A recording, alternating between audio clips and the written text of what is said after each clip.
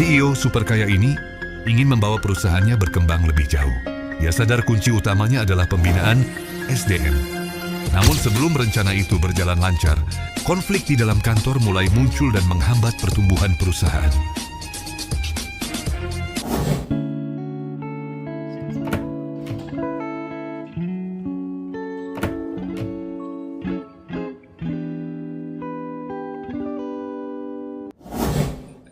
Di bulan ini perusahaan kita akan melakukan pembinaan SDM karena saya ingin kita semua berkembang. Menurut Ginting tahun 2022, manajemen SDM merupakan bagian penting bagi suatu organisasi karena memiliki tujuan untuk mengelola tenaga kerja agar dapat berdinamika dengan baik dan konsisten dalam mendukung tujuan dari suatu organisasi tersebut. Berkembang? Maksud Anda kan belum cukup baik. Saya tidak bilang begitu. Saya sudah mengabdi di perusahaan ini lebih dari 10 tahun.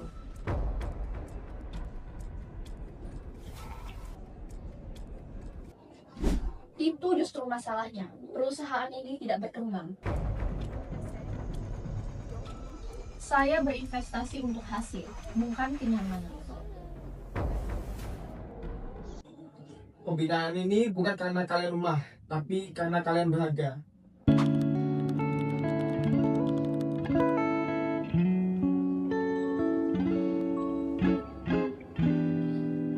Nadine, kamu tidak apa-apa?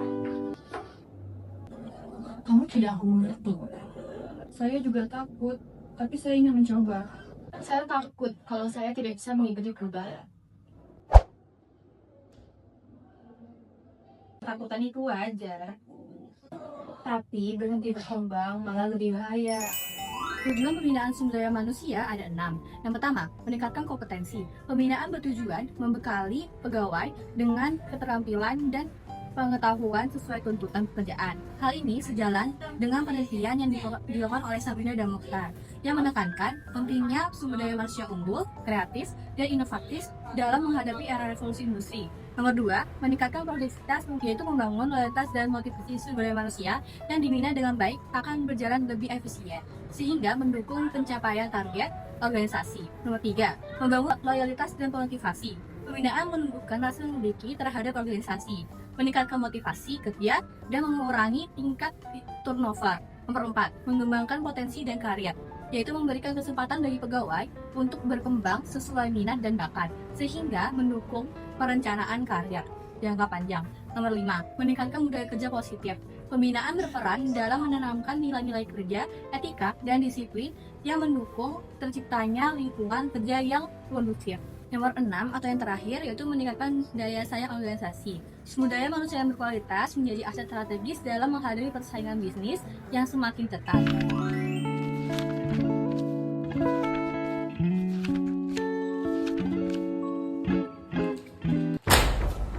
Kita kehilangan proyek internasional.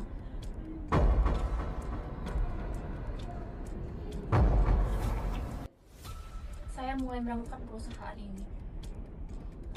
Baik, tantangan karena tidak adanya perkembangan dari pembinaan sumber daya manusia antara lain yaitu yang pertama kurangnya peningkatan kompetensi pegawai.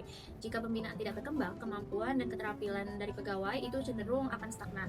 Kemudian yang kedua itu sulit beradaptasi dengan perubahan perkembangan teknologi, sistem kerja dan tuntutan masyarakat itu terus berubah. Jika pembinaan tidak berkembang, pegawai akan kesulitan menyesuaikan diri dengan perubahan tersebut, sehingga organisasi itu akan menjadi kurang responsif. Kemudian yang ketiga itu menurunnya motivasi dan semangat kerja pegawai. Yang tidak mendapat kesempatan pembinaan atau pengembangan diri biasanya merasa kurang dihargai dan kurang memiliki peluang untuk berkembang. Kondisi ini dapat menurunkan motivasi kerja dan juga semangat untuk meningkatkan kinerja. Kemudian yang keempat itu terhambatnya inovasi dalam organisasi. Pembinaan yang tidak berkembang itu membuat pegawai kurang terdorong untuk berpikir kreatif dan inovatif. Akibatnya organisasi sulit menciptakan gagasan baru yang dapat meningkatkan kualitas pelayanan ataupun efisiensi kinerja. Ini kesalahan kamu. Tidak. Ini akibat kita berhenti berkembang. Tapi kita belum terlambat. Saya akan bantu proses pembinaan, karena itulah kunci kesuksesan. Bentuk dan metode pembinaan SDM di sektor publik, pembinaan sumber daya manusia ataupun SDM di sektor publik merupakan upaya strategis untuk meningkatkan kompetensi, profesionalisme, dan kinerja aparatur negara agar mampu memberikan pelayanan publik yang efektif dan berkualitas. Pembinaan ini mencakup berbagai bentuk dan metode yang dirancang sesuai dengan kebutuhan organisasi publik. Adapun bentuk pembinaan SDM di sektor publik, yang pertama itu pelatihan, seperti yang ada di video. Pelatihan merupakan bentuk pembinaan yang bertujuan meningkatkan keterampilan dan kemampuan teknis pegawai agar sesuai dengan tuntutan pekerjaan. Pelatihan di sektor publik juga meliputi pelatihan teknis, pelatihan manajerial, dan serta pelatihan pelayanan publik, pelatihan yang berfokus pada peningkatan kinerja jangka pendek dan penguasaan keterampilan kerja tertentu.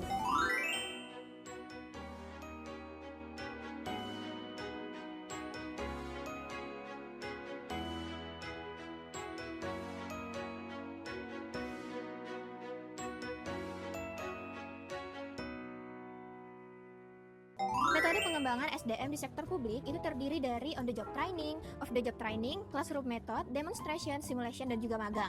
Nah, di dalam video ini kami menggunakan metode simulation. Menurut Hasibuan, pada tahun 2019, dalam metode simulation ini, pengembangan SDM dilakukan dengan menciptakan kondisi belajar yang sesuai dengan realita pekerjaan. Saya tidak bisa. Boleh saya bantu? Kenapa kamu bantu saya? Karena kamu dulu juga pernah membantu saya.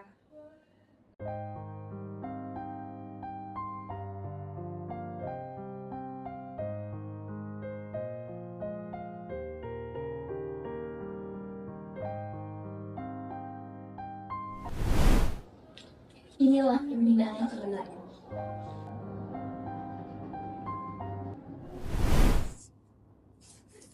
Saya tidak yakin. Kamu tidak sendiri.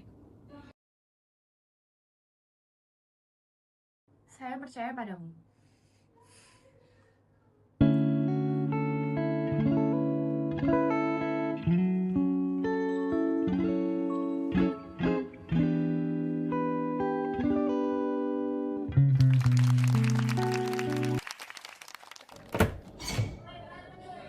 Kita berhasil! Kita memenangkan proyek internasional.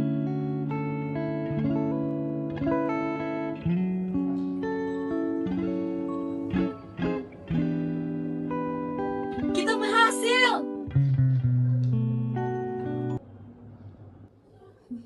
Saya salah meragukan kalian.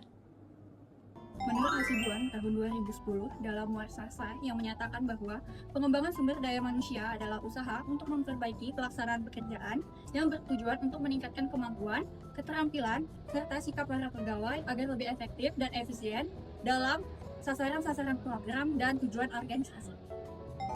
Sioli, terima kasih. Untuk apa? Karena tidak menyerah membina kami.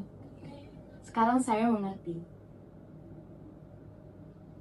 Tadi Mati juga mengatakan bahwa pembinaan SDM bukan mengubah siapa kita, tapi membantu kita untuk menjadi versi terbaik dari diri kita. Dan kita baru mulai. Drama ini menegaskan bahwa pembinaan sumber daya manusia merupakan kunci utama keberhasilan organisasi. Konflik yang terjadi menunjukkan bahwa perubahan sering menimbulkan keraguan dan penolakan. Namun, melalui pembinaan yang terencana seperti pelatihan, pendampingan, dan komunikasi yang baik, karyawan dapat berkembang, meningkatkan kompetensi, serta membangun pola pikir yang lebih terbuka terhadap perubahan. Pembinaan sumber daya manusia bukan hanya meningkatkan keterampilan, tapi juga membentuk sikap, tanggung jawab, dan kerjasama. Pada akhirnya, keberhasilan organisasi sangat ditentukan oleh kualitas sumber manusia di dalamnya. Karena itu, pembinaan sumber daya manusia adalah investasi jangka panjang yang harus dilakukan secara konsisten dan berkelanjutan.